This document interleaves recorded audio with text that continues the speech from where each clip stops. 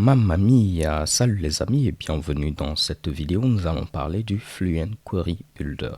Dans la vidéo précédente, on avait vu comment écrire des requêtes SQL brutes. Donc, je vous avais montré par exemple ce Mitsubishi Select All from Post. Ok, et cela nous permettait de récupérer tous les articles qui se trouvaient au niveau de notre tab Post. On va faire pourquoi pas un petit dump afin de voir ici le résultat. Normalement, au niveau de notre tab Post, on a à ce niveau-là 6 articles. Donc si je viens ici et j'actualise, chez Keban, vous voyez, on a ces 6 articles qui sont listés sans problème. Ok. Maintenant, ce qu'on va faire, je vais vous montrer comment avoir le même résultat, mais en utilisant cette fois-ci le Fluent Query Builder. On va éviter ici d'écrire des requêtes SQL brutes comme cela. Donc on peut avoir le même résultat en utilisant toujours DB, mais cette fois-ci on va utiliser la méthode table. Ok. Et là, je vais mettre un petit get. Ne vous inquiétez pas, je vais vous expliquer ceci dans quelques instants. Ce que je vais faire, je vais laisser ces deux expressions côte à côte, ces deux instructions, afin que vous puissiez clairement voir la différence. Ici, on mettait une requête SQL, mais ici, on n'a plus de requête SQL. On dit tout simplement qu'on travaille avec la table post et récupérons tout ce qui se trouve au niveau de cette table post. Donc là, vous voyez que c'est quelque chose de beaucoup plus clair. Donc là, vous pouvez voir qu'on écrit moins, mais on a le même résultat. À peu près, ok. Je vais vous dire pourquoi je dis à peu près tout à l'heure. Il y a un premier Mitsubishi que vous pouvez remarquer entre ces deux Mitsubishi là, ok. Ça fait beaucoup de Mitsubishi. Ici, on a un tableau qui est retourné lorsqu'on a eu à exécuter cette instruction là, ok. Alors qu'au niveau de la deuxième instruction, ce n'est pas un tableau qui est retourné, mais c'est quoi? C'est un objet de la classe collection, comme vous pouvez le voir à ce niveau là. Donc les collections, pour faire simple, vous pouvez les voir comme des tableaux, mais avec des super pouvoirs. Ce sont des tableaux un peu plus avancés. Si on vient au niveau de la documentation de Laravel et qu'on recherche ici collection, je peux cliquer à ce niveau, vous allez avoir un éventail de méthodes que vous pourrez utiliser avec les collections. Voici ici ces méthodes qui sont listées. Donc on pourra utiliser div, count, all, avz, chunk, ainsi de suite. Vous avez plein de méthodes disponibles. Vous avez une méthode pour faire la somme, une méthode pour faire un shuffle, une méthode pour faire un push, un pull, un pop. Ok, donc comme vous pouvez le voir, c'est la merveille. Et pour vous montrer à quel point les collections sont puissantes, il y a même un livre suivi ici d'un ensemble de vidéos que l'un des membres actifs au niveau de la communauté Laravel a eu à concevoir. Il se nomme ici Adam Wathan. Ok, je ne sais pas si j'ai bien prononcé son nom, mais le nom de son livre c'est Refactoring to Collections.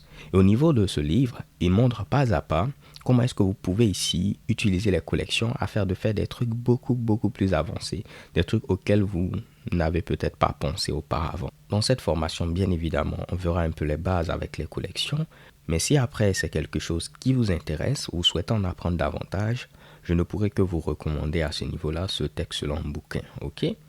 Donc là, on va fermer ceci, on va revenir à ce niveau. Mais à part le fait qu'on a une collection qui est retournée, vous voyez qu'on a bel et bien ici nos 6 articles qui sont présents à ce niveau-là. Ok. Donc comme je vous l'ai dit, voyez les collections comme des tableaux, mais avec des super pouvoirs. Si je souhaite par exemple récupérer le premier article, qu'est-ce que je peux faire à ce niveau-là? Vous pouvez utiliser tout simplement first. Ok. Au niveau de la table post, donne-moi le premier article. Et vous allez voir, cela va nous retourner uniquement le premier article. Et chez Keban, voici le résultat. Ce qui veut dire que on pouvait, je vais enlever ceci, oups, je vais faire CTRL X pour le couper. Je pouvais stocker cela au niveau d'une variable post et afficher par exemple ici le titre en faisant ici un dd de $post title. Et vous allez voir juste un titre qui va s'afficher sans problème. Ok? Donc c'est quelque chose de beaucoup plus clair. Je ne sais pas pour vous les gars, mais moi je trouve cela beaucoup plus clair que d'avoir écrit limite 1 ainsi de suite. On va aller un peu plus en profondeur en voyant d'autres Mitsubishi. Là, jusque-là, on a fait Select All, on a tout sélectionné. Mais peut-être que vous souhaitez sélectionner uniquement le titre. Donc là, on va mettre Select Title, ce qui va nous permettre de sélectionner uniquement le titre. Ok. Donc si je viens à ce niveau, je vais tenter d'actualiser. Vous allez voir ici, on ne va plus sélectionner tous les attributs, mais simplement ici, le titre. Si je veux faire la même chose en utilisant ici cette syntaxe-là, je n'aurai qu'à donner un tableau avec les différentes propriétés, les différents attributs que je souhaite ici récupérer. Là, c'est juste le titre, donc je mets ici title. Et si j'actualise, vous allez voir également à ce niveau-là, on va récupérer uniquement le titre. Ok? Ce qui veut dire que si je voulais récupérer également l'identifiant, ici je mets ID virgule, mais ici je vais rajouter simplement un autre élément à mon tableau. Ok? Et si je viens à ce niveau-là, j'actualise, vous allez voir, on aura l'identifiant et le titre. Pareil ici, on aura également le titre et l'identifiant. Bon, comme j'ai mis ID en deuxième position, c'est pourquoi il affiche ici ID en deuxième position. Mais si je l'avais mis à ce niveau-là, il allait le sélectionner avant de sélectionner également le titre. Et on aura un résultat qui est similaire à ce niveau-là, comme vous pouvez le voir chez Kebam. Continuons notre exploration. Parfois, vous souhaitez renommer ici les attributs. Si je sélectionne le title et que je veux le renommer pour l'appeler par exemple, disons heading, ok? Donc avec du SQL brut, on peut utiliser as pour créer un alias. On va sélectionner le titre, mais on va le renommer en utilisant ici comme nouveau nom heading, ok? Donc si je veux faire la même chose à ce niveau-là, c'est pareil. Vous pouvez écrire ce Mitsubishi en mettant as heading. C'est-à-dire que je veux sélectionner le titre, mais tu le renommes en l'appelant ici heading. Et vous allez voir qu'on va avoir le même résultat. En lieu et place de nous retourner maintenant un attribut title, il va le renommer en mettant ici heading. Et avec ici notre Fluent Query Builder, on a bel et bien ici le même résultat les gars. Bien avant de clore cette vidéo, je vais vous montrer le where et dans la vidéo suivante, on va encore aller un peu plus en profondeur, ok? Là, je ne veux pas que vous soyez perdus, donc on va aller étape par étape.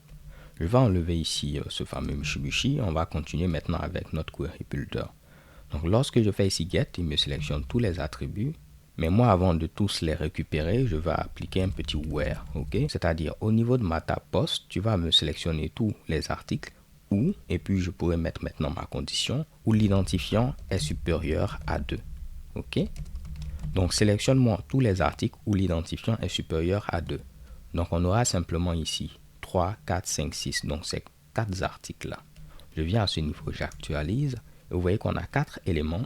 Et puis, on a simplement 3, ici 4, comme vous pouvez le voir, 5, et ici 6, ok? Donc, de la même manière, j'ai mis supérieur, je pouvais mettre supérieur ou égal, donc on aura 2, 3, 4, 5 et 6, comme vous pouvez vous l'imaginer. Donc, vous voyez ici 2 et là 6, vous pouvez me faire confiance, c'est 2, 3, 4, 5 et 6, ok? On pouvait faire également différent, donc on aura 1, 3, 4, 5, 6, donc je vais actualiser, et vous voyez qu'on a ici 1, et puis on a ici 6. En lieu et place de me fatiguer à déplier ceci, je vais juste utiliser un return. Il va le convertir en JSON, ce qui va me permettre de l'afficher directement parce que dans mon cas, j'ai une extension au niveau de Google Chrome. Et vous voyez, on a 1, 3, 4, 5, 6. De la même manière, je pouvais faire égal en mettant comme ceci. Donc, je vais récupérer uniquement ici l'article qui a pour identifiant 2. Et si c'est l'égalité que vous voulez faire, vous n'êtes pas obligé de mettre égal même. Vous pouvez mettre simplement where ID 2. Et il va vous sélectionner ici les articles qui ont pour identifiant 2. Dans notre cas, c'est un seul article. Donc, on aura une collection qui a un seul élément. Et ce sera l'article qui a pour identifiant 2. Et chez Kebam, vous voyez ce résultat-là. Je n'ai pas eu besoin de mettre ici l'égalité. C'est juste cela que je vais vous montrer. Par défaut, c'est l'égalité. Maintenant, si vous voulez faire supérieur, inférieur ou égal, différent, vous pouvez maintenant le préciser avant de donner ici votre élément en question. Donc les gars, on va s'arrêter là. Si déjà vous avez compris ceci, moi je suis content. Dans la vidéo suivante, on va aller un cran en avant afin d'apprendre un peu plus en profondeur sur ce Fluent Query Builder. So thank you guys for watching. Don't forget to subscribe and have a nice day. Peace.